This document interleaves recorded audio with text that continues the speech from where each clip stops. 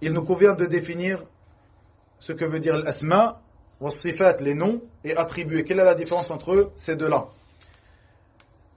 L'imam Cheikh Mohammed ibn Salih Al-Uthaymin, rahimahullah ta'ala, explique la différence entre les noms et attributs dans le sens approximatif de ses paroles et de son explication, que les noms sont toutes choses par lesquelles Allah tabaraka wa ta'ala s'est nommé dans son livre et que son prophète Mohammed sallallahu alayhi wa sallam l'a nommé dans sa sunna, et les attributs sont toutes choses que Allah tabaraka wa ta'ala s'est attribué dans son livre et toutes choses que son prophète sallallahu alayhi wa sallam lui a attribuées dans sa sunna. Et pour revenir à notre première définition en ce qui concerne la croyance des gens de la sunna, lorsque nous parlons de négation, le fait que Allah tabaraka wa ta'ala parfois dans son livre nie certains attributs à sa propre personne, comme as-sina ou an-naum, comme dans Ayatul Kursi, comme vous le savez, c'est-à-dire que Allah azza wa jalla a nié qu'il dormait ou il somnolait. Donc ces choses-là, ce sont des choses que nous nions à Allah tabaraka wa ta'ala, car il s'est nié ses attributs à lui-même. Comme cela, le prophète sallallahu alayhi wa sallam, tout ce qu'il a nié comme attribut à son Seigneur tabaraka wa ta'ala, nous le nions. Et il ne convient pas, ça c'est une erreur dans laquelle beaucoup de personnes tombent, faites-y attention, de nier à Allah azza wa jalla un attribut ou un nom qu'il ne sait pas nier lui-même. C'est-à-dire de dire que Allah azza wa jalla n'est pas comme ceci, comme ceci, comme ceci, comme cela, alors que lui-même n'a pas parlé de cela. Toi, tu n'as aucune science de cela. Donc, ce qui doit être observé par les gens de la sunna est le fait de ne pas parler sur cela. Nous affirmons à Allah azza wa jalla ce qu'il s'est affirmé, ce que son prophète sallallahu alayhi wa sallam a affirmé pour lui, nous lui nions ce qu'il s'est nié et ce que le prophète sallallahu alayhi wa sallam a nié pour lui.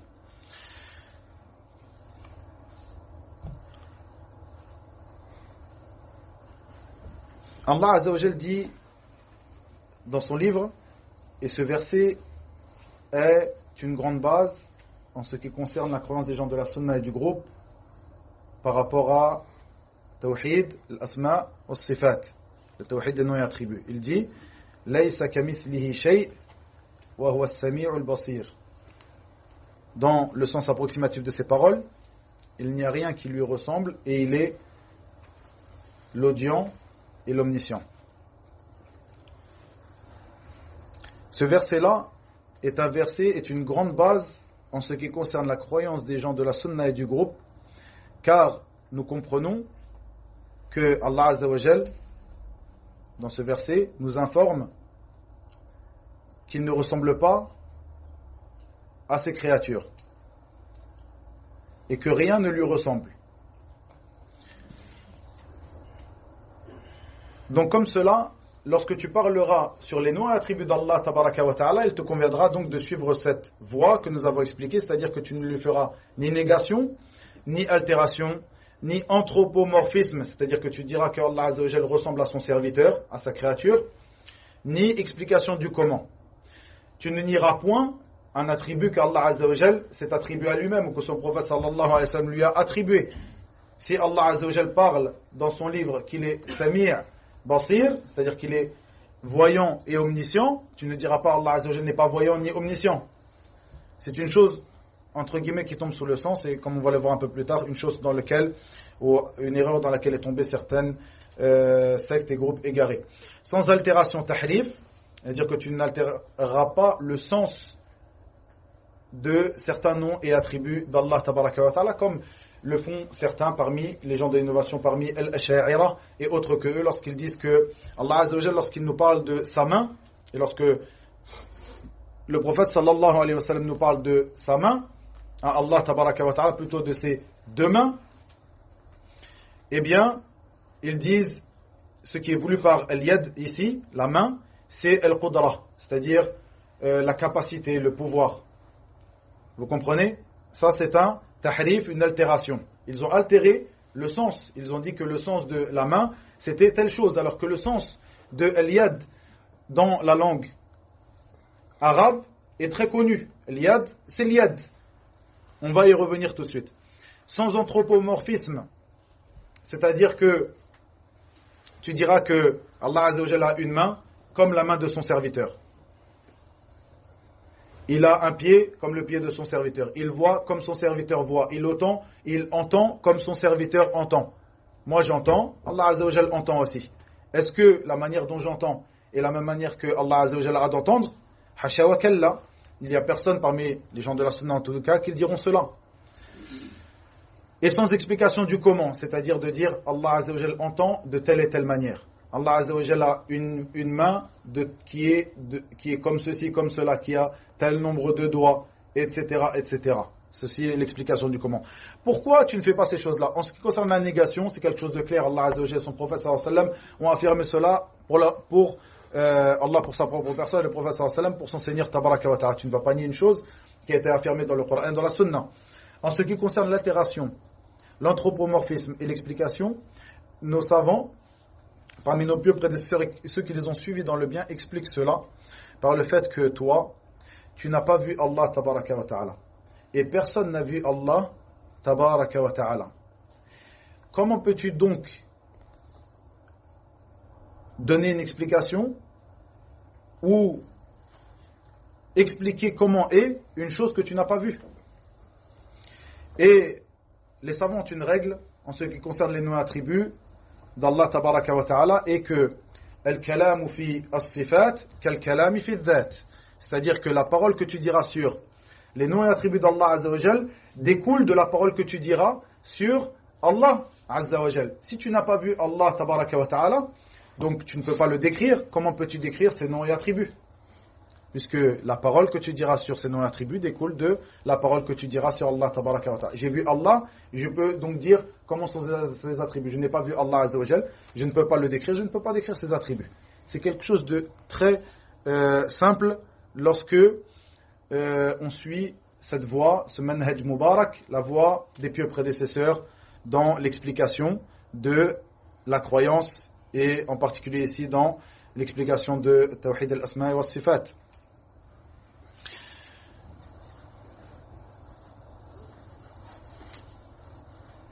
Ici, une parole de ce grand imam qui est Al-Khatib Al-Baghdadi, rahimahullahu ta'ala.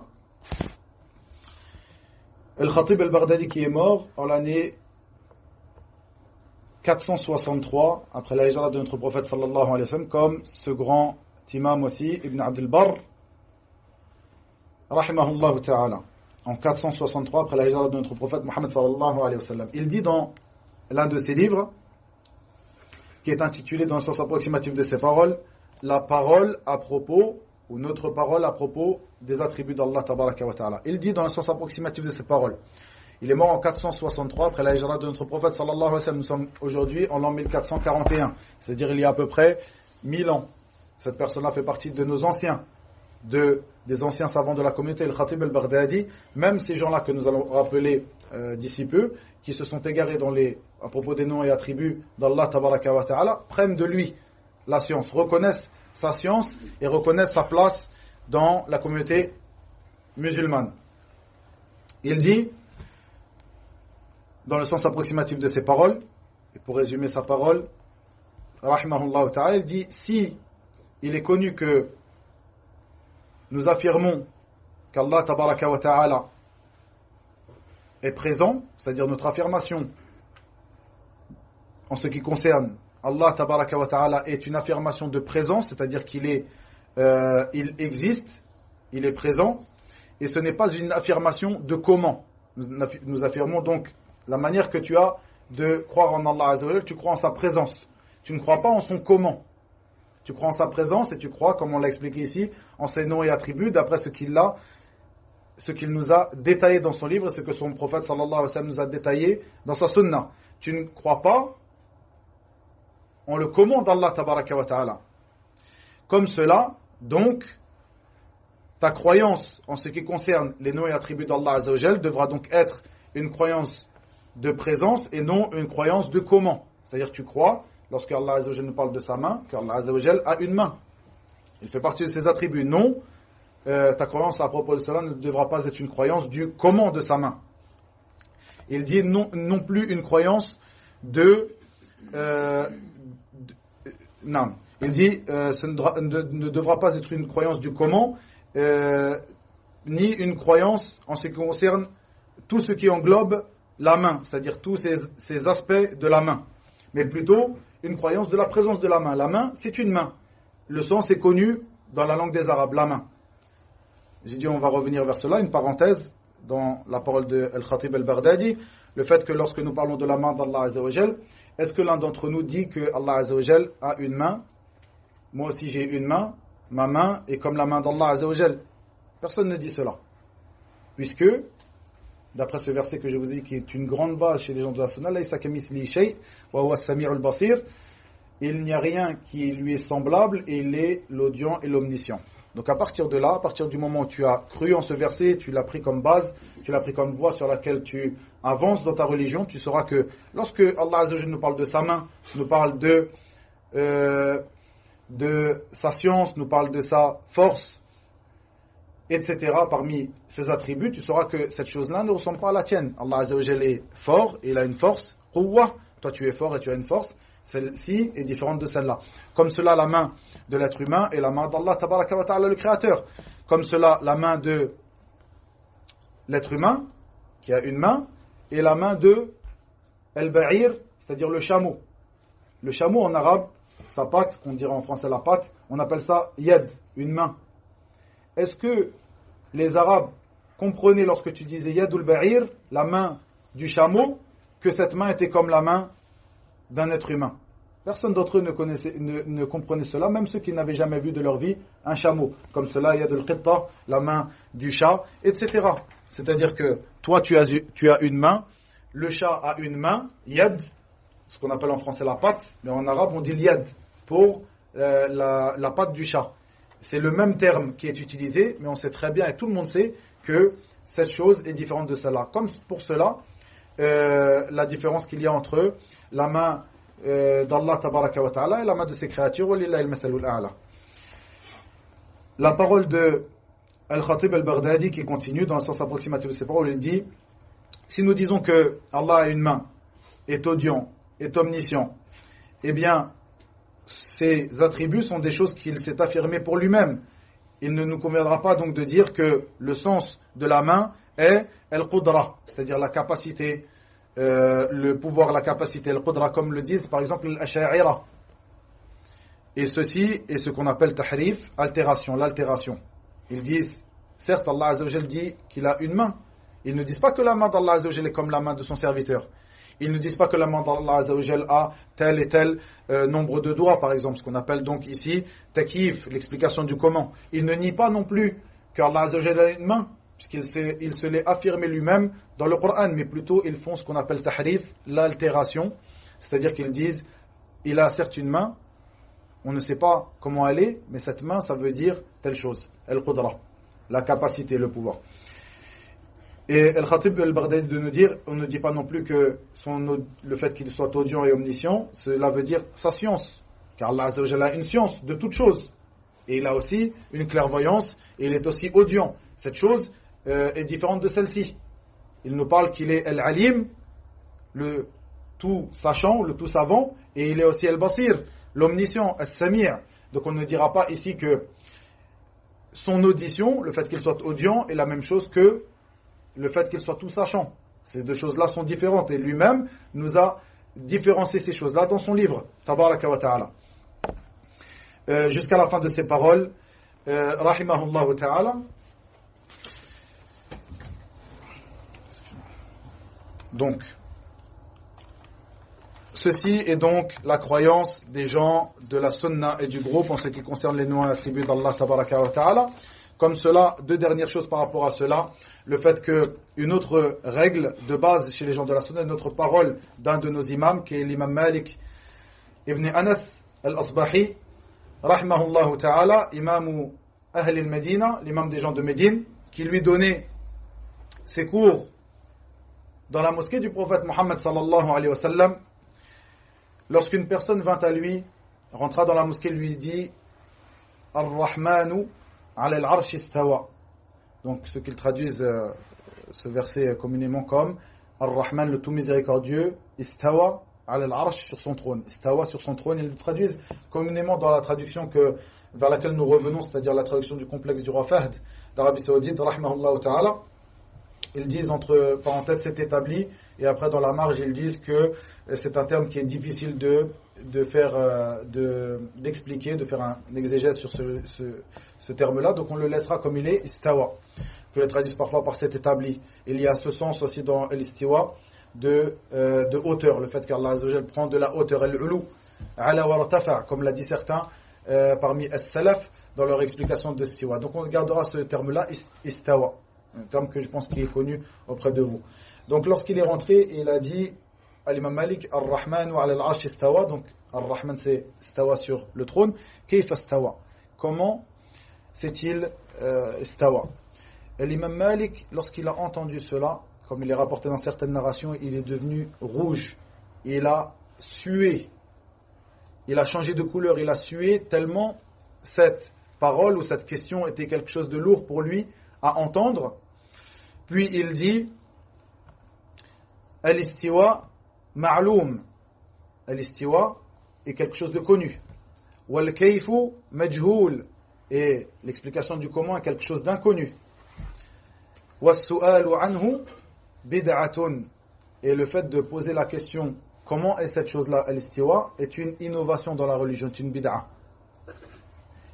Puis il ordonna aux gens de la mosquée de faire sortir cette personne de la mosquée, car il a eu peur que cette personne soit une fitna, soit un trouble pour les gens, quelqu'un qui leur mette quelque chose comme de l'hypocrisie dans leur cœur à propos de leur Seigneur Tabaraka wa Ta'ala.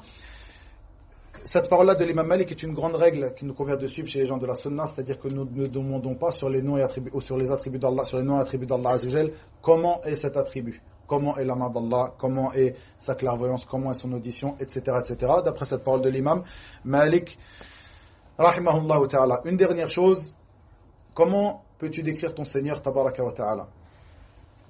Comme nous l'avons évoqué, tu le décris parce qu'il s'est décrit lui-même, parce que son prophète sallallahu alayhi wa sallam l'a décrit. Comme cela, il a été rapporté dans la Sunna as-Sahiha que un groupe parmi les gens du livre sont venus voir le prophète sallallahu alayhi wa sallam. Ce hadith est rapporté par l'imam al-Tirmidhi, il a été authentifié par l'imam al-Albani rahimahullah. Ce hadith est rapporté par Ubay ibn Ka'b radiyallahu anhu. Donc il rapporte qu'un groupe des gens du livre sont venus voir, une délégation des gens du livre sont venus voir le prophète Mohammed sallallahu alayhi wa sallam. Ils lui ont posé une question, ils lui ont dit Sif lana rabbak, décris-nous ton Seigneur. Et le prophète sallallahu alayhi wa sallam, il ne lui appartenait pas de s'avancer si ce n'est avec la révélation de son Seigneur tabaraka wa ta'ala. Et c'est celui à propos duquel Allah azza wa jalla dit wa ma yantiqu anil hawa in huwa illa wahyun yuha. Il ne prononce pas sous l'effet de la passion. Ceci est certes une révélation qui lui est révélée dans le sens approximatif de ses paroles. Donc ce dernier d'attendre la révélation d'Allah tabaraka wa ta'ala, et Allah azza wa jalla de lui révéler à ce moment-là Qul huwa Allahu ahad Allahu samad lam yalid wa lam yulad wa lam yakul lahu kufuwan ahad. Donc surat al-Ikhlas que vous connaissez, ceci est la cause de la révélation de cette surah, lorsque un groupe des gens du livre sont venus voir le prophète sallallahu alayhi wa sallam et lui ont demandé de décrire son Seigneur. Donc toi, si tu veux décrire ton Seigneur tabaraka wa ta'ala, décris-le comme Allah azza wa jalla a révélé, a enseigné à son prophète sallallahu alayhi wa sallam de le décrire.